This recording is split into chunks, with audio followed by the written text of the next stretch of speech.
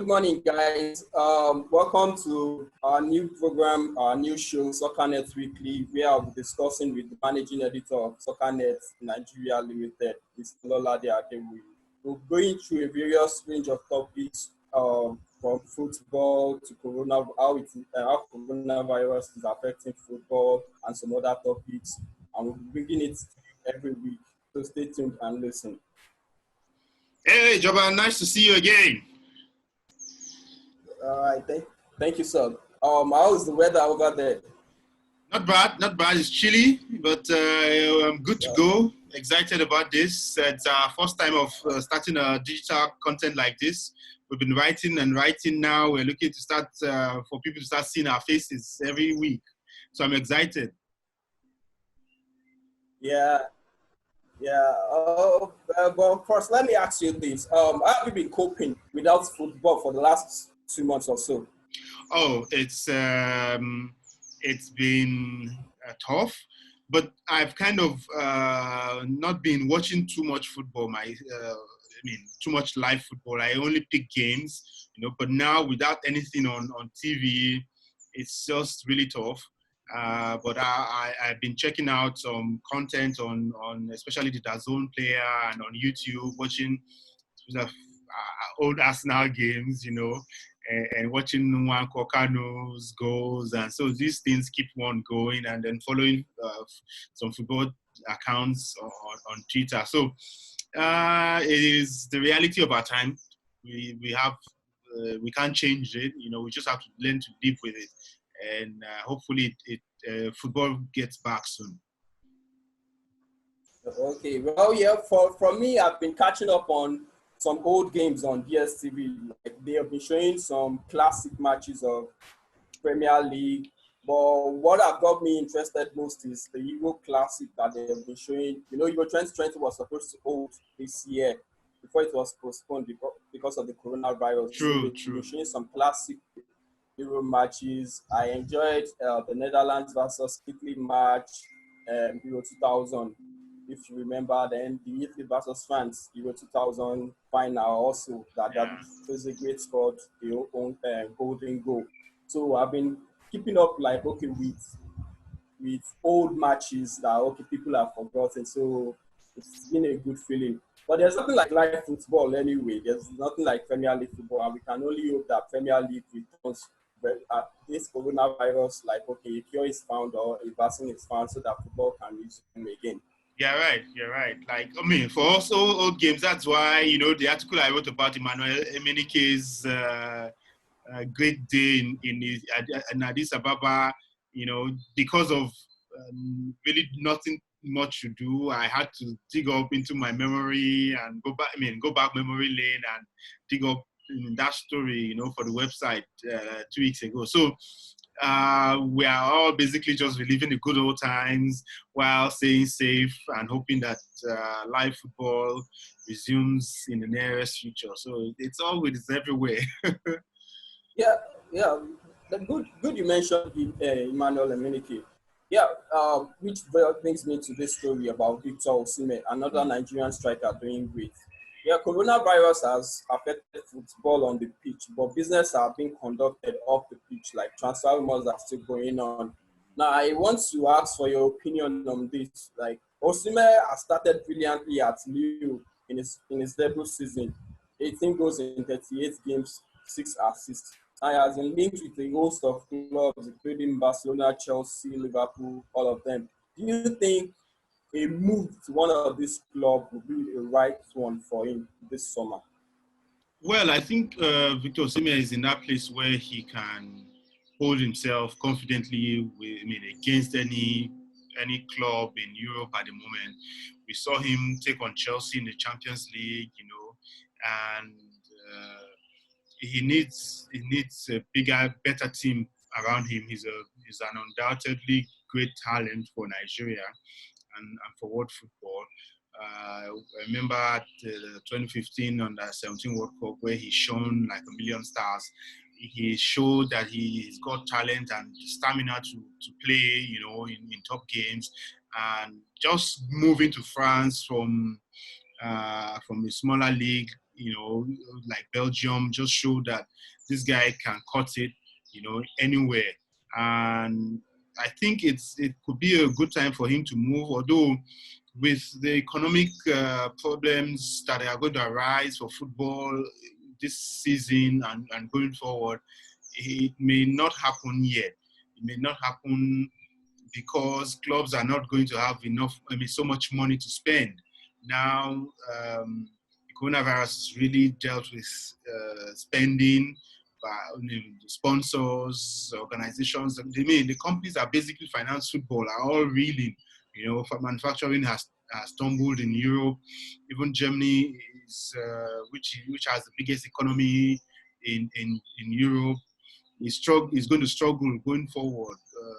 So this is also going to affect football. So now we're just seeing clubs saying they're going to sign this person for 100 million and 150 and 70 million. But the reality is, when football returns, I believe the reality is going to face us that there's no money, and those big money moves may not happen, and we may be forced to sit out and watch Victor Osimhen one more season at Lille, because now the French league has been scrapped because the French government has said no football until September, which means they cannot conclude the league. But it's going to be interesting how it plays out for him. I think I believe that Osimhen could go to any club and excel right now if he has the support of a coach that wants him. It's all about having somebody that wants you to come play for them, and then they give you all the resources. And the better players you have around you, the more you have better players around you, the better for a striker. And he's shown in Ligue 1 that he can play in a Lille, that lost one of their best players in the season before he came in, before he came in, Nicolas Pepe. So and he's worked so hard and getting the same number of goals, with the greatest players in the league. So I think he can really hold his own anywhere he goes to with really top talent supporting him and feeding him. So it's not about Victor Osimhen not being able to excel. It's about, for me, I think, which will we see him getting a transfer coming this season, because there's nothing that's really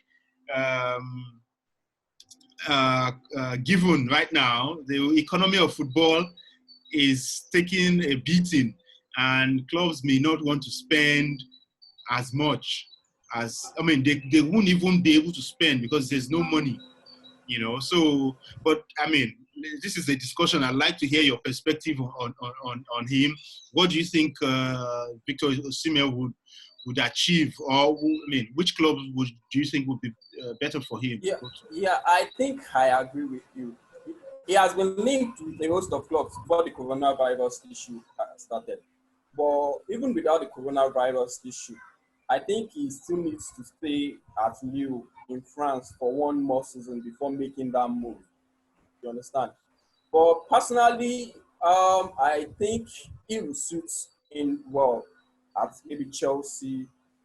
Chelsea are one of the clubs with Osimhen, linked with him. Liverpool also are linked, and Tottenham are also linked. But I think with Harry Kane and with the way Liverpool plays, I don't think he will fit in perfectly to their style. And Harry Kane and Osimhen, they are kind of similar in style also.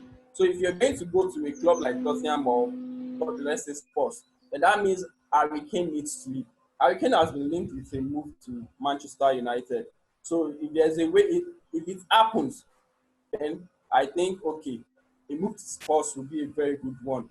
But if it doesn't happen, I think a move to Chelsea, it works best for him. Yeah, there is Tammy Abraham, but there's a way that Frank Lampard and maybe fit them together, play the two together. And it has shown that, okay, this season, Chelsea are relied majorly on youth. So, and he's still a young player growing, and he learning under a manager like Lampard. Okay, so it's actually who was a former player and who understands this thing out, like who understands young player. Lampard was a young player when at West Ham when Regner defended him from tweets. So I think he must have learned that while he was a player, actually 30 million euros. But I'm sure Lille will not ask for anything less than 50 million pounds for him to leave. And with coronavirus affecting finances right now, I don't think any club will be able to pay for 50 million pounds immediately for a player who has not yet fulfilled his potential. So I think we'll stay at with Lille for a season more. Then maybe next season we could see him, depending on how he performs next season, we could see him move to a bigger club. So I think that's the issue. So, I mean, I just wanted to say, when you say a player who has not yet fulfilled his potential, when he's 21 and he's going to be, he's really doing well. You buy players on promise, not because they fulfill their potential. I think that's not because you buy them on the promise that they are fulfilling their potential, and when they come to your club, you are going to help them as a coach, give them the best opportunity to deliver for you. So I just wanted to talk. Yeah. But the thing is, in Osimhen's case, with the coronavirus situation, clubs won't like to spend heavily on a player there that won't give them instant success immediately. Now, if you're because of the financial constraints that clubs will face after this coronavirus issue dies down, clubs will want to buy players that they are sure that will guarantee them instant success. Now, Chelsea already have a player like Tammy Abraham, who's also young. They already have youngsters like that. They could have afforded to buy Osimhen for 50 million pounds before the coronavirus situation. But now with the coronavirus situation, they want a player that will give them instant success. They don't want to waste 50 million pounds on a player that's still, yes, he has proven himself this season in his first season.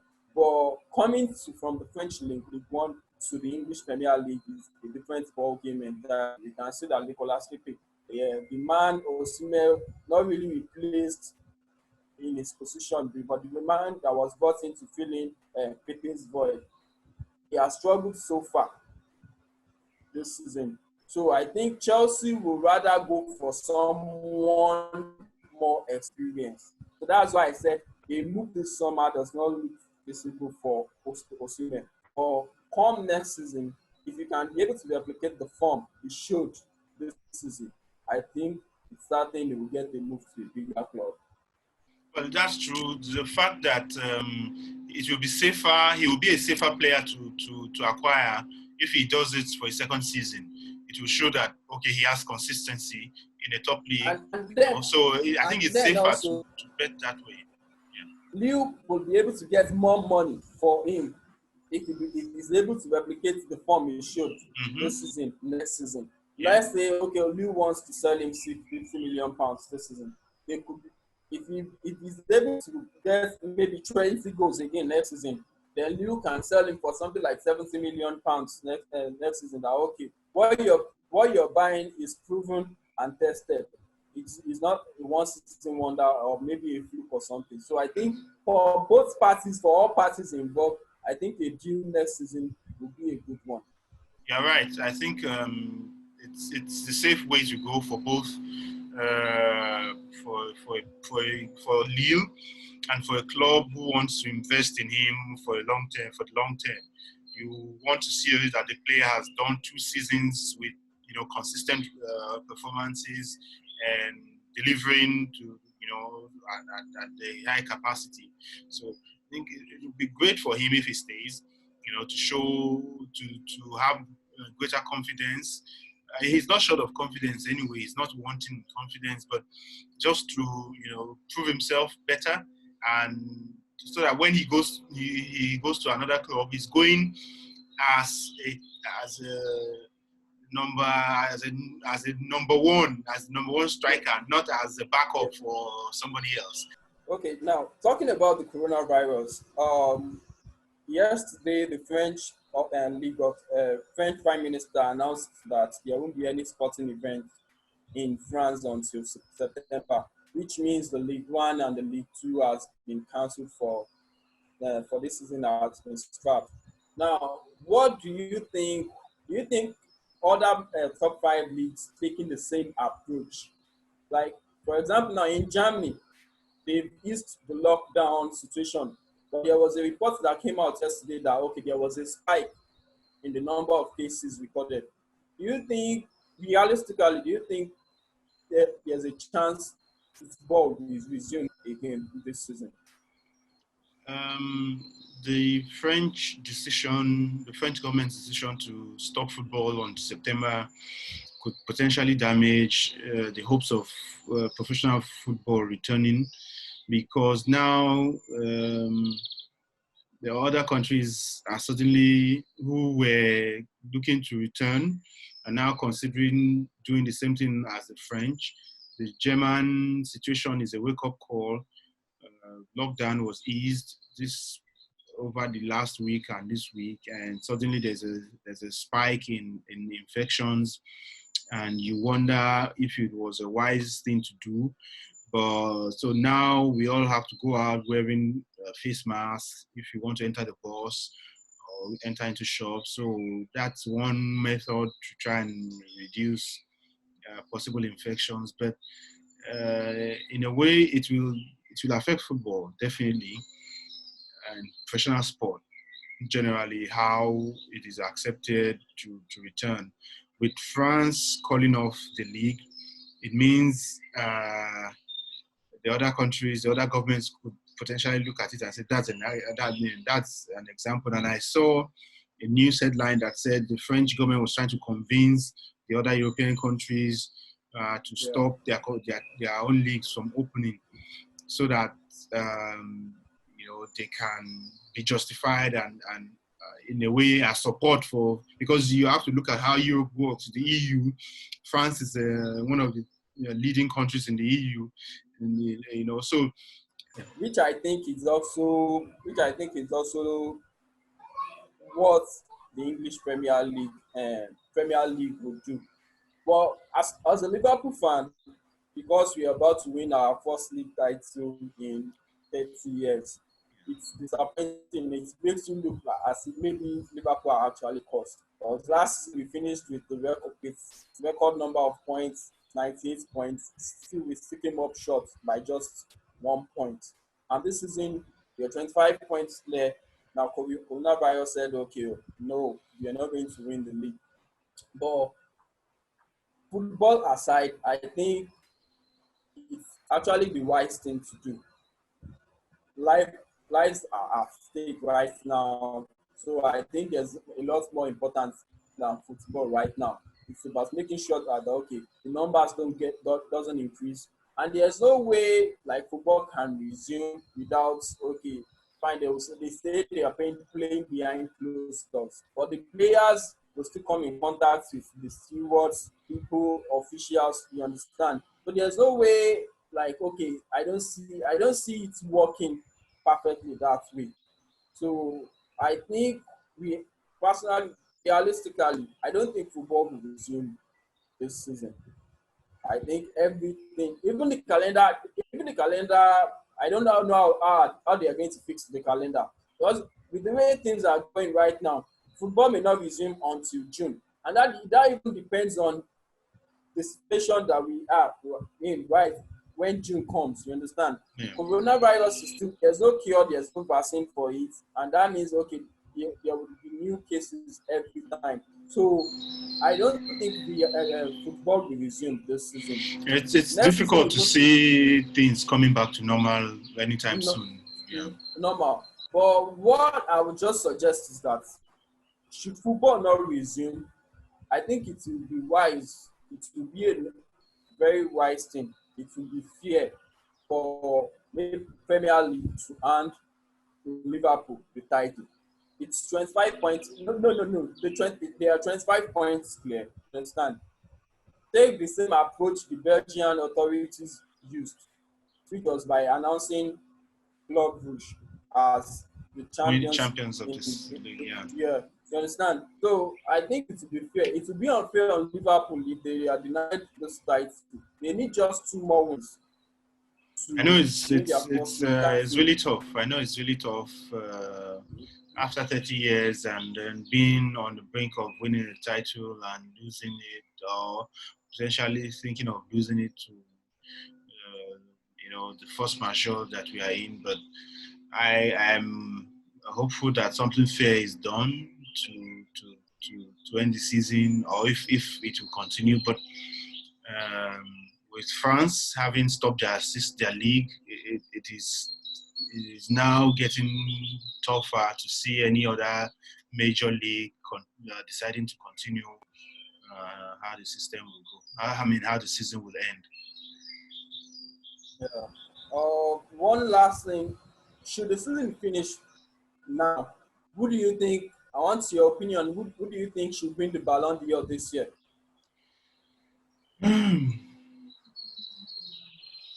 Suddenly it just feels like football is a long time ago, and that I really haven't thought about it much in terms of. I just felt, I mean, we had some great performances, but I mean, the real top players in my head would still be maybe Lionel Messi, um, perhaps Kylian Mbappe. I really saw him come through to shine through this year. Maybe Sadio Mane. Sadio Mane is also top in that list. He really led Liverpool grew out of the shadow of Mohamed Salah this year, and I think it could really be the year for him to win it. So maybe Sadio Mane or Kylian Mbappe for me. Messi is a traditional winner, but I'd say one of those two who could be Yeah, the winner. yeah, that's that. Well, for me, football has not been played much this year. We had only had just, let's say, 2.5 months of football. But when it comes to Ballon d'Or, I think they take into performances of the whole season The and whole the later season. part of whole season and the later part of the year. Yeah. So personally, I don't see anyone who has really been exceptional this year. Like if Mbappe has been exceptional in France in Ligue 1, Messi, yeah, Messi has done a little bit also, but I don't know, maybe because of the standards he has set Mm. before, he hasn't really lived up to like okay to this season. So and if you look at teams also, only Liverpool has really stood out in the top five leagues. So I think Sadio Mane is an obvious choice.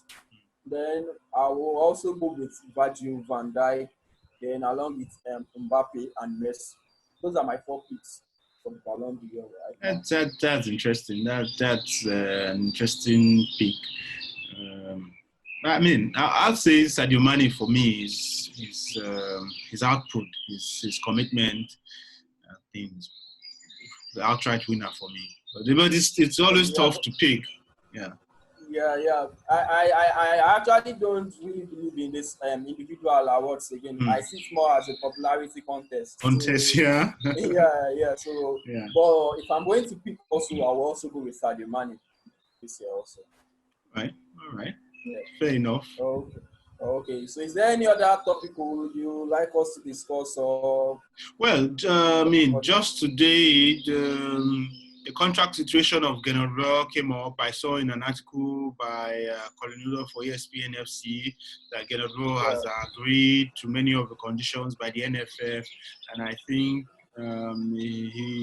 he's shown that he's interested in continuing to work with Nigeria. And from his words, he's excited by the talents he's built, and he wants to continue to build that team into a winning team. And I think it's only fair enough that he continues in that job. I've always been someone who believes in stability. You look at what Germany has done with Joachim Löw since after the 2006 World Cup, 2006 World Cup. you Yeah. know, and the consistency they've had in the team. Even after the World Cup in they won the World Cup in 2014, but they 14, fell out in the group stage when they defended in 2018. 2018. But they kept him on the job, And I remember an interview we had with when I had a tour of Bundesliga with Star Times in 2018. We met with the former Germany captain Lothar Matthäus, and I remember him. I asked him about the Nigeria coaching in Africa and what can be done. And he said, stability. That the fact that Germany were able to maintain,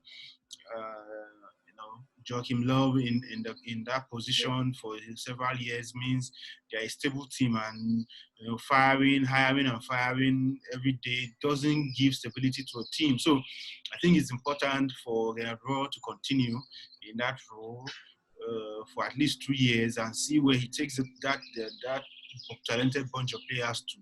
I believe he could really have something, just like we did for Clemens Westerhoff, from 1990 to 1994, giving him the reins. I think it's time to really believe in someone, despite so many people saying they don't like him.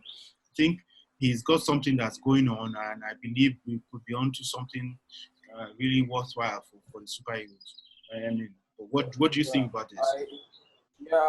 I think I agree with you. One thing I picked out was stability. I think since Raw came in, he has gotten this stability. He has gotten like a breath of fresh air.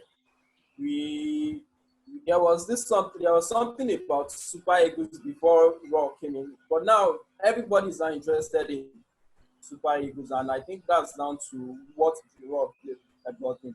Yes, there have been criticism about his style, his conservative style, his pragmatic. But I don't think anybody cares as long as okay your results speak for you. We've qualified for two major tournaments right now with a game to spare, which means okay things are not the way it used to be before. And the way he has brought in players from the diaspora to come and play for the Super Eagles, now I think he has done a very good job. And I also think Raw actually wants to stay because probably arguably this is the best bunch of players he has managed since his time at Bordeaux. So and he actually believes he's building something. Okay, maybe and he wants to finish it before he quits the post. So I guess that's because if it was another coach, if it was another manager, he would have left with the drama and everything that NFF, Phoenix, okay, they are playing, he would have left. But he actually believes in what he's doing, and I think that's one of the reasons why he is staying on as Super Eagles manager. And signing a new contract, I think it's actually a very good news. It's good news for Nigerians. It's good news for Nigerian football. I would, he has his own issues also, but I trust him to fix those issues. But hopefully, he signs a new contract, and I think we are on the right path. Like the Super Eagles are on the right path.